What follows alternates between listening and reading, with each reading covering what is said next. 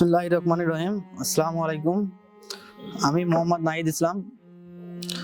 আমি এই টাউন হলেই আমাদের পাশে শুক্রবার 19 তারিখে যে সম্মেলনটা হয়েছিল, তখন আমি এখানে ছিলাম। আমাদের এই পুলিশ লাইন থেকে 150 পুলিশ হবে সরাসরি রাবার বুলেট ছুটতেছিল এবং অরিজিনাল বুলেটে ছুটতেছিল। এখানে আমরা হাজার হাজার স্টুডেন্ট ছিলাম, তার মধ্যে আমি ছিলাম। আমার এখানে আহত হয়েছিলাম, আমাকে পুলিশ বুট দিয়ে হচ্ছিল এবং রাবার বুলেট লাগছিল আমার। আঘাতের পরে আমাকে মেডিকেল হসপিটালে নিয়ে যায় আমার বন্ধু বান্ধবরা। এখানে আমি চিকিৎসাধীন ছিলাম অনেকদিন। থাকার পরে আমার এখানে পুলিশ আমার বাসা গেছিল আমাকে ধরার জন্য। আমি তারপর মেডিকেল থেকে বাসা থেকে বাইরে যাই, মানে পুলিশের হাত থেকে বাঁচার জন্য। তারপর আমি শহীদ হওয়ার পর নতুন বাংলাদেশ যখন শুরু হয় 5 জুলাইয়ের পর আমি আবার বাসায় এসেছি।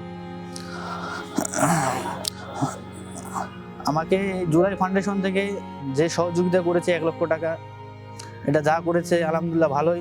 আগামীতে যেন আমাদের পাশে থাকে, আমাদের আবেদন মানে আবদারগুলো যেন ওনারা রাখে, আমাদের একটা কর্মস্থলের জায়গা করে দেয়, এটা আমি কামনা করছি জুলাই ফাউন্ডেশনকে।